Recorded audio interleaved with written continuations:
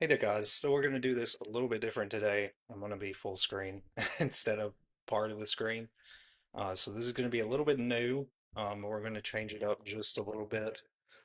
So you can see a little bit more of me instead of being at the corner of the screen. So before I do get going, of course, guys, and sort of talk about today's topic, where we're going to be going over, of course, pauses, isometrics, and holds. I do want to mention a few things, of course. So if you're not aware, I do have a website, which is bponlinefitness.com.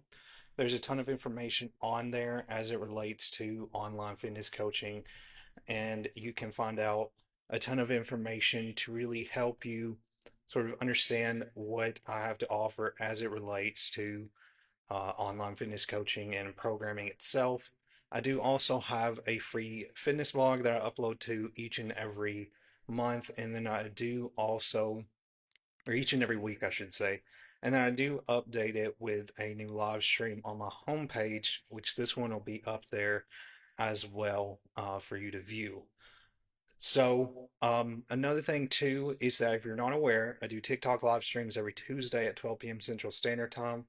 Those have been really successful here recently. I think yesterday, I want to say I got 400 and something views. I think I would have to look back at it, but it did get quite a bit of views on TikTok. So I've been doing that. And then, of course, I have these pre-recorded and I usually upload them to YouTube to archive them. Another thing too is that I'm really working on trying to figure out how to archive on TikTok. I haven't got it straightened out yet, but I'm going to work on trying to sort of re-upload those and share those with you guys as well because I think there's really good information in those. I believe that TikTok does kind of keep those live streams sort of recorded in the system, so I'm going to see if I can go back and sort of figure out how to upload them. But there's been a lot of stuff going on, so it's taking me a while to sort of get that straightened out and to get it together.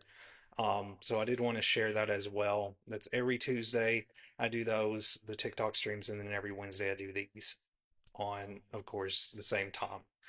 So definitely check that out if you're interested. So if you're new to this or if you've not checked me out, one thing I always focus on with the Facebook live streams is I try to break down the topics a little bit more into detail. And that's why I do them in the form of a presentation rather than, just talking. So that's what we're going to be going over today is a topic that is not something I've really discussed um, into detail. So I think this is going to be a little bit new, especially, with us starting the new year. I think this is something that can be relevant to anybody. I don't think it's necessarily a more advanced sort of, sort of workout sort of techniques. I think it can be used with anybody. So I just wanted to go over this and really dive into this topic because I feel like it is very beneficial in a lot of ways. And I think when you start to incorporate some of these different methods, when it comes to your workout routine, you're going to notice a difference because these different methods are a great sort of supplement to progressive overload. And I'll discuss that as we go through this, I'll discuss how this connects to progressive overload. So these are some of the topics that we're going to be discussed. So we're going to go over why pauses, isometrics, and holds build more muscle with less weight. We're going to go over the nervous system benefit of slowing down. Momentum is the enemy of targeted growth. Where to pause when it comes to your workouts, bottom, mid range, or the peak contraction, and then isometrics for joint health. So, we're going to be touching on all of these different points, and there may be a few other topics that I don't have listed here that we'll sort of go over as well as we go into this. So, let's go ahead and get started with talking about why pauses, isometrics. I have to get used to this. Why pauses, isometrics, and holds build more muscle with less weight.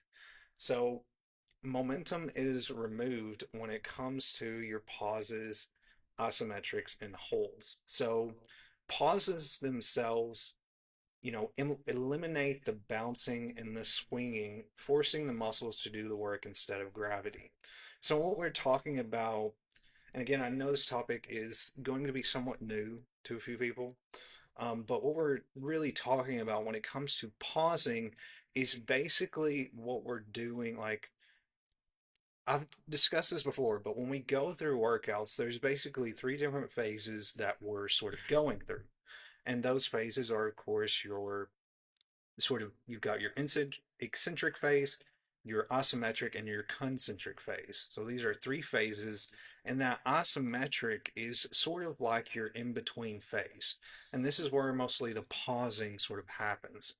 So I do have isometrics mentioned here as a term in itself, but I will discuss a little bit further what that means when we're talking about sort of isometrics in particular. So pauses themselves, so like I've mentioned in previous streams, tempo is usually defined, with three different numbers, and that's again the different phases that you go through when you perform the rep of a workout.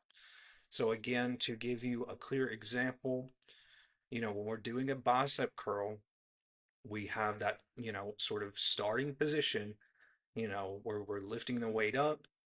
That's sort of our lifting phase. We've got our pause, which is that in between phase where the weight is sort of coming up to our shoulder, and then we're sort of lowering the weight back down. So that's sort of those three phases that we're going through in the workout. And so when you think of tempo, just to give you an idea, if you do like a 3-1-2 tempo or something to that effect, what you're doing is you're lifting the weight for 3 seconds, you're pausing for 1 second, and then you're lowering for 2 seconds. So that's what that means. So, what we're talking about is that when you have a longer pause, so maybe you have a pause that's, of course, longer than 1 second, when you have that, what it forces you to do is to really focus on how you lower that weight down. So, this is like what I mentioned when a lot of people sort of swing weights. When you're swinging the weights and when you're not actually going through full range of motion, your muscle's not able to really feel that. When you're using momentum to go through a rep, your muscles are not feeling that completely. You're not activating all of your muscle fibers when you're just focusing on swinging the weight and not lifting. And that's a big thing that I notice with a lot of people in the gym is that they'll focus on just swinging the weight. Swinging the weight is not going to activate the muscle properly. You have to be intentional with how you lift weights. So what that pausing does when you have a longer pausing phase, again, between your lifting and your lowering, when you have a longer pause between those, you're going to think more on how to work that muscle and not rely so much on gravity for you to, lower that muscle down. So you're focusing on having full control of the weight. So mechanical tension goes up as well. So holding or pausing keeps the muscle under constant load. Again, we're constantly activating those fibers when we're going through sort of that mechanical tension. So when you increase time under tension, and again, when we're talking about increasing time under tension, what that means is that we're going through the workout in a more extended period of time.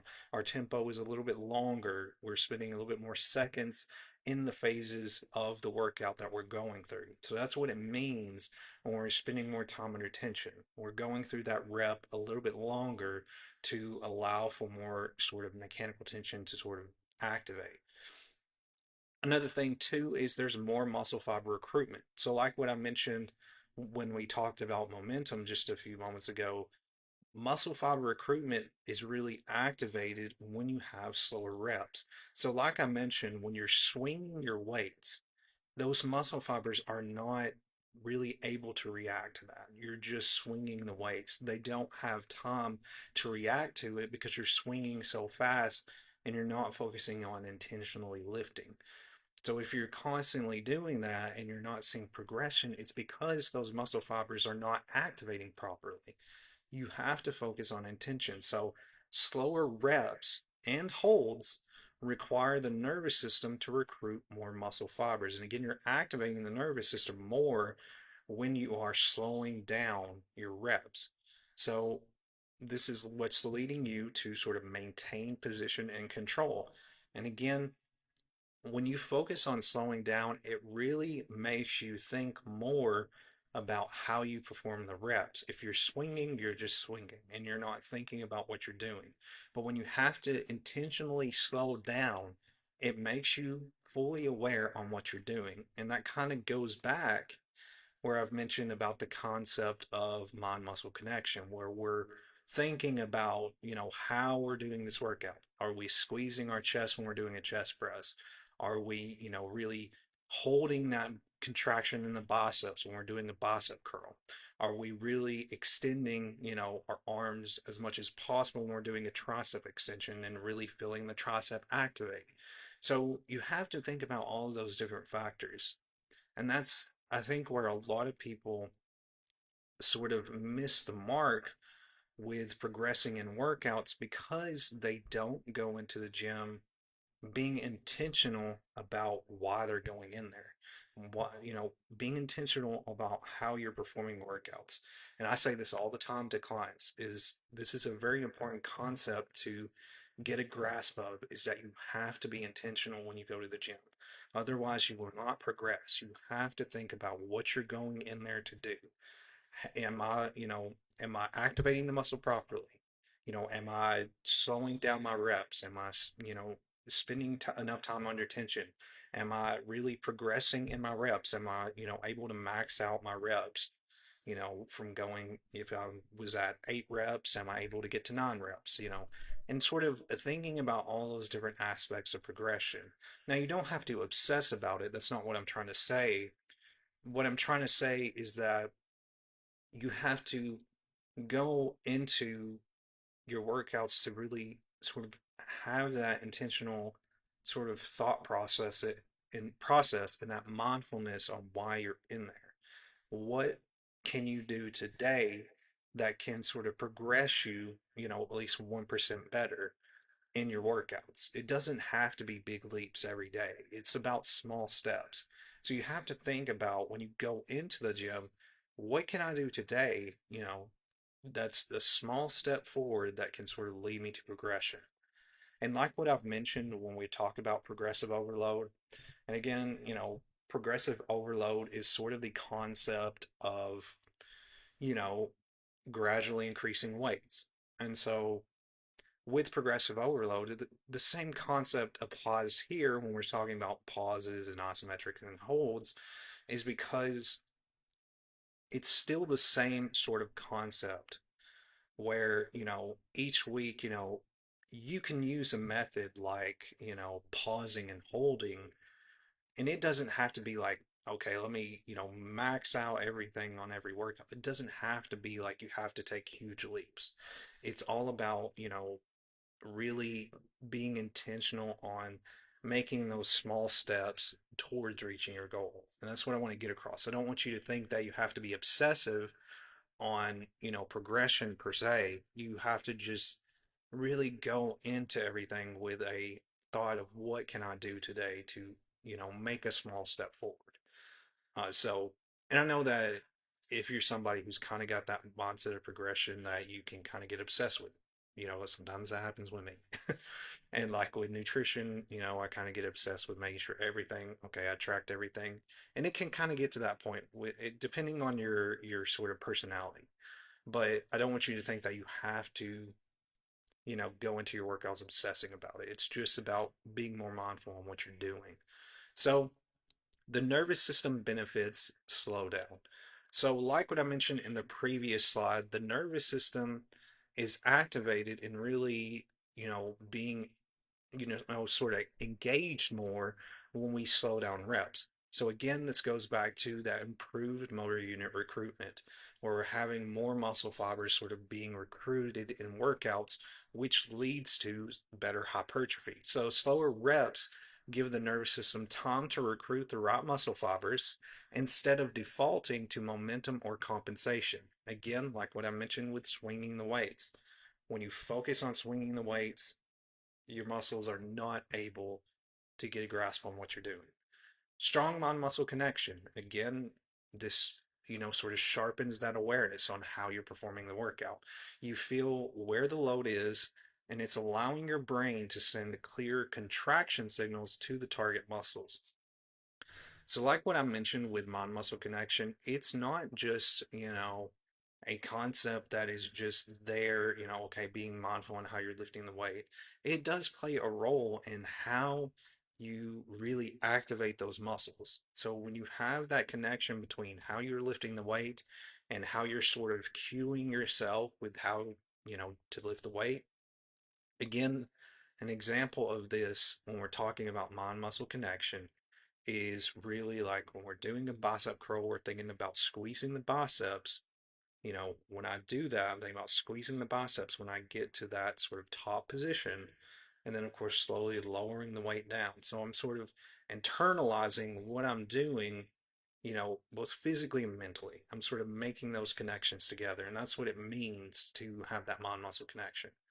So this also reduces neural noise, which again, rushing reps increases the noise in your system, while slowing down is going to clean up that signal so effort goes where it's intended.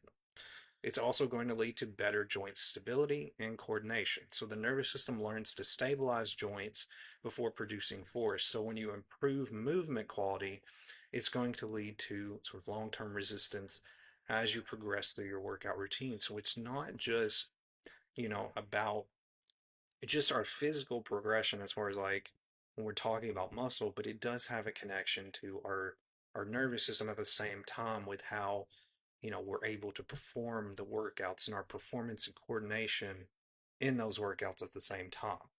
So the next point that I want to go over is that momentum is the enemy of targeted growth. And I know we've kind of touched on momentum sort of here and there, but I do want to mention it again and why it's important not to rely on that. Because sometimes, even though you get on this side, so sometimes, even though when we sort of get into that mindset on, sort of momentum, we sort of, we can still sort of, get to the point where we lose sight of what we're doing and we go back into, okay, I'm just doing my workouts. I'm not really thinking about fully what I'm doing. So that can happen.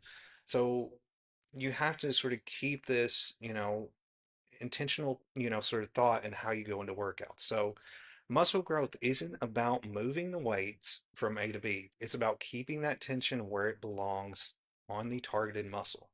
So one thing that I always try to mention to clients is that whenever you're doing workouts, you're going to know. This is one thing I used to not really understand when I'd first started weightlifting and, before becoming a trainer, is one thing I couldn't understand is how do I know if a muscle's being activated? Like, how do I know fully, okay, is this, am I targeting the correct muscle? And one of the ways that I sort of figured out myself is when I would perform a workout, and say I go through a certain set of a workout, what I would do is try to feel if there's any tension in that muscle that I'm trying to target. So like, and I still do this to this day to make sure, okay, is my form correct? Is that, muscle being activated? So when I do workouts, like especially like tricep workouts, I do this all the time because tricep workouts are they're kind of not to say that they're hard to target the triceps, but sometimes it can be hard to tell when you're targeting the triceps because of where the muscle is in the arm. So what I always do, like if I do like, maybe a tricep kickback or if I'm doing, a tricep extension, what I'll do is that after I get done with that rep, I'll sort of feel, okay, is there like tension in this muscle? Like, do I feel tension going through that muscle? And that's how I always know, okay, that muscle is being targeted effectively. If I'm feeling tension anywhere else in a workout, then that, and it's not that targeted muscle, then that means I need to sort of shift, you know, where my hands are, maybe how my form is and my technique. So I know we're kind of getting off track with, with the aspect of momentum, but that's one thing I did want to mention too is that when you have momentum that's just, you know, when you're lifting with momentum, you're not going to feel that. So that's what I'm trying to say is that when you slow down, you're going to feel more of the tension. And especially, when you feel that tension more, and it's going to help you a ton. For example, you know, if you're like not targeting that correct muscle and you slow down your workouts, you're going to know, okay, now I know that I need to sort of shift how I do this workout because that muscle is not being engaged. So that's why I'm sort of mentioning, sort of that tension in the muscle alongside momentum, because when you swing the weight, again, like I said, your muscle fibers, they can't react fully. So you're not going to know what's going to get targeted because you're swinging so fast and they can't react. When you slow down, you will feel the tension somewhere. If it's not in your targeted muscle, then you know that you need to shift what you're doing. So again, why momentum still gains. So this again shifts the load away from the muscle and into the joints. So this is leading to connective tissue and leverage that is being used. So again, your muscles are not being activated. It shortens time under tension and again reduces that growth stimulus in the muscle. It's also going to mask the weak links, letting stronger muscles or body swings cheat the rep. So with any workout that you perform, like I've mentioned, there you have your main sort of muscles that are being engaged. So, like for example, with an isolation workout, like a bicep curl and sort of a tricep pushdown or anything to that effect, you have the bicep that is, of course, being engaged, but you also have supporting muscles that are helping it to be able to perform the workout, if that makes sense. So, when you are again relying on momentum, those other muscles are sort of supporting that muscle are going to be activated more if you're relying solely on your momentum. So, yes, you could probably perform the rep of the workout, but that doesn't mean that that muscle is being activated fully, if that makes sense. So, when you're doing it really fast, you're having those supported muscles, you know, perform that, sort of exercise. And that's with any exercise. Even though we have oscillated, sort of exercises where we target triceps or, biceps or, anything to that effect, even though those are more oscillation movements, there are supporting muscles that have to help that main muscle, targeted muscle, to engage properly. So that's one thing that I want to mention is that you're going to have more of those supported muscles, which you don't want to necessarily target, to be engaged more than that targeted muscle. So again, this turns sets into cardio and not controlled mechanical stress. It's not about rushing. It's not about doing the reps as fast as possible. It's about how long you can stay in those reps and how you can control the weight. It's not how fast you lift the weight, it's about how you control that weight. And that matters more than how fast you can lift it. So the next point here is we're going to go over where to pause, bottom, mid-range, and your peak contraction. So the bottom position, of course, and make sure I'm out of the way, is your sort of lengthened position. And this is basically, you know, training sort of that strength out of the weakest range. So you're having high mechanical tension. So again, when we're talking about the bottom position in a workout, this is usually sort of that, sort of lowering phase. So when you think of bottom position and lengthened, that's sort of your lowering phase in the workout. And again, this goes back to the concept of, the eccentric phase, the concentric phase, and your isometric is the same thing. What we're what we're talking about, to make it in simple terms, is your lowering phase. So this is where you're going to really have a lot of high mechanical tension in the muscle, and you're going to lead to more stretch mediated hypertrophy because again, this is where you're lengthening that muscle out. So what you need to think about is that that's where you sort of need to focus on, again, slowing down. When you focus on that, that's going to help a lot. Another thing too is that with peak contraction, so again, this is your shortened phase. So your shortened phase is basically your lifted phase when you're lifting. So this is what really trains your mind muscle connection because again, with that phase, you're bringing the weight up. You're focusing on controlling the weight up.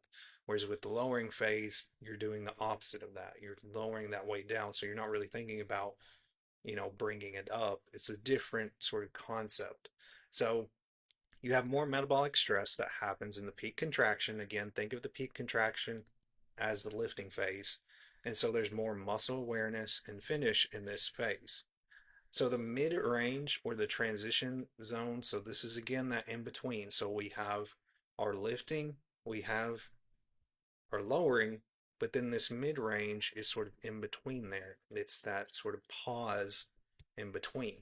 So when it trains is it forces production where leverage is poorest. So this is leading to more nervous system control, and the reason why there's more nervous system control is because, of course, it's a pause. So it leads to true transferable strength. So where you need to pause mostly is in your mid range. So that's that transition zone between the lifting and the lengthening.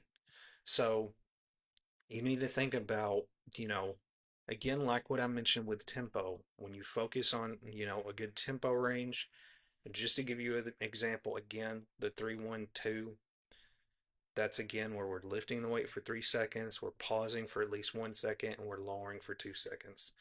So a good pause phase is always going to be sort of in that transition zone between the lifting and the lowering.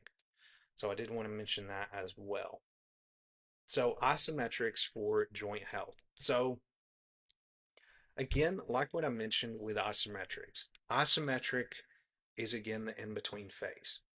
There are workouts that you can perform where you are doing, they're called isometric holds. So there is a bicep workout that is known as the sort of isometric sort of bicep curl. And the way that this workout works is that with one so you're using basically two dumbbells like you normally would when you're doing, let's say, a normal bicep curl, where with a bicep curl we would be alternating from side to side.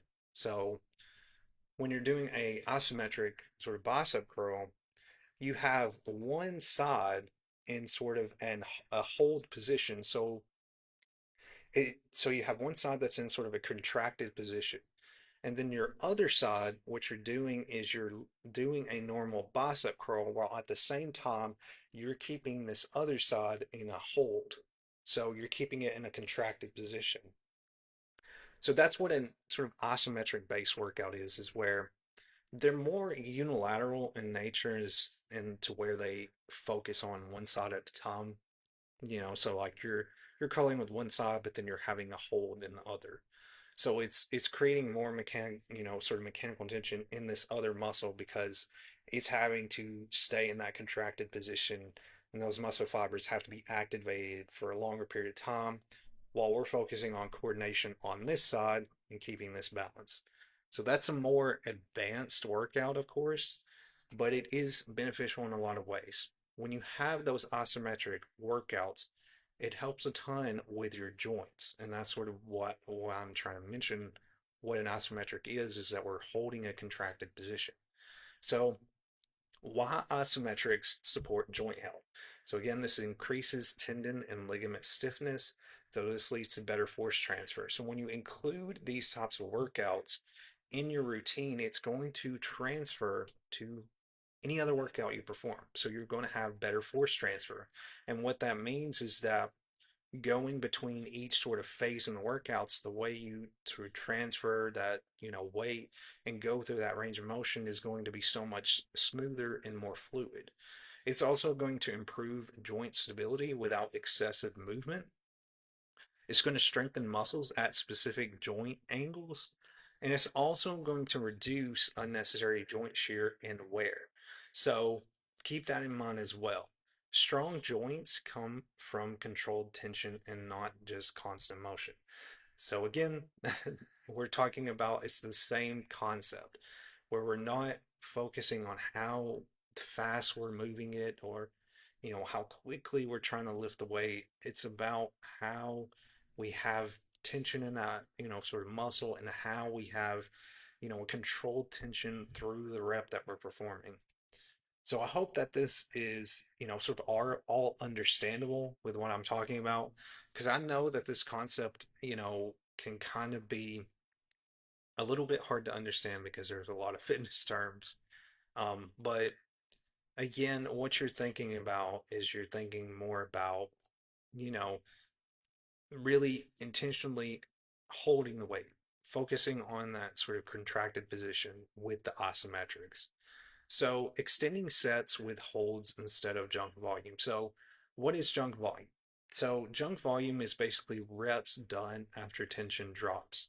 So when you are performing a rep and let's say you're going through a set of workouts and when you're sort of getting to that sort of last rep and you're trying to push yourself really far, but you're not really, going through the full rep, that's kind of where we're talking about, sort of a junk volume where, you may have performed that rep, but it wasn't through a full range of motion. So reps, again, done after this is where tension drops. So momentum is going to replace the muscle. So you're going to really, you're going to kind of force yourself to rely on momentum rather than controlling the weight. So this is where fatigue is going to rise without meaningful stimulus. So you're not going to have as much muscle activation. And so the joints are going to work harder than muscles. So more movement does not lead to more growth. Again, it goes back to the same concept that slowing down matters. And with holds, this is another thing. So with why holds matter, this is about maintaining continuous mechanical tension. This is about increasing that time under tension without sloppy reps, keeping the targeted muscle engaged at the hardest point, which again is sort of that, isometric, that in between point. And it's also too going to create a strong growth signal with lighter loads. So again, you don't want to get to a point to where you're performing a workout and you are just kind of getting to the end of the reps and you're not able to, sort of to lift the weight as you did in your previous reps. So kind of get to a point to where you're fully aware that you need to slow down and that you need to, okay, this is probably where I need to stop my reps before I sort of compromise in my form. So form needs to be the priority above trying to max out your reps. That's what you need to think about every time is that it's about mastering your form and your technique, not just about trying to rush through and max out your reps. Because yeah, you can max out your reps, but you're you're not really engaging the muscle properly. It doesn't matter if you max out those reps if you're not engaging the muscle, if that makes sense. So I just want to mention that as well. So that is pretty much all I have for you guys today. And I did want to mention that Wayne did mention about the isometric sort of bicep curls or isometric bicep hold workout being super effective. It is a really good workout. And again, it's not an easy workout to perform. I've done it myself. And it's really a difficult workout because I'd say it's a more advanced exercise. Um, but even though, that exercise in itself will be more, considered more advanced, I still think that the concept of pauses in your workout and really extending the time is really relevant to anybody because the more that the sooner, I should say, the sooner that you start about thinking about pausing more in your workouts and, really thinking about more of the tension that you place on the muscles sooner rather than later, it's going to benefit your progression. So when you get a grasp on how you spend, more time or attention, it's going to really make it so much easier and translate further to more progression rather than just, than not, keeping the concept in mind at all and then just, sort of going about with relying on momentum. So even though I've talked about some advanced sort of techniques and advanced sort of workouts, there's still this is still relevant to somebody who is a little bit newer to exercise because it is going to benefit you the sooner that you get a grasp on this concept. And again, like what I mentioned with clients, it's the same thing. When you go into the gym, you have to go into the gym with intention. You cannot go into there without having a clear focus on what you're doing today. Because if you don't do that, you're just going to spin your wheels. And this is the same as like when we're talking about nutrition and recovery, it's the same concept. So if you're not intentional about how you approach these things, progress doesn't happen. So again, that's what I want to mention. And I know I'm kind of coaching pretty hard on this one, but it's important because I think this is an important concept to get a grasp on. So thank you guys once again for taking the time to check out today's live stream. Again, I do have a website which is bponlinefitness.com. I'm not sure if you can see it on screen because I'm taking up the whole screen. But you can check that out for more information as it relates to online fitness coaching. And I try to keep it updated as often as possible with new information you can check out on various fitness, nutrition, and recovery related topics. Again, guys, I will have this stream archived and put onto YouTube, so you can watch it at a later time anytime you miss these. Of course, there's a ton of others that I've archived as well, so feel free to check those out. But once again, guys, I really appreciate your time. I hope you found this helpful and valuable. And feel free to reach out if you have any more questions. But I hope you guys have a great Wednesday, and I will see you guys next Wednesday in the next live stream. So thank you guys once again for watching.